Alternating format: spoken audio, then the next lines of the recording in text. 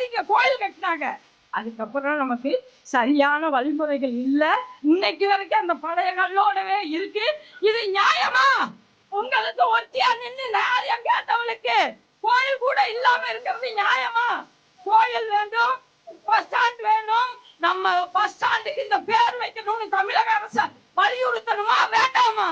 இந்த நம்மளுடைய உரிமைகளை பெற்று சாமானியர்கள் எல்லாம் சாமர்த்தியர்களாக ஆக வேண்டும் என்ற ஒரே நோக்கத்தில் ஏழை மாலை கிடையாது, எல்லாருக்கும் சமூக நீதி, சமநீதி, சம உரிமை கேட்டு என் மகன் கட்சியை தொடங்கி நடத்தி உள்ளார்.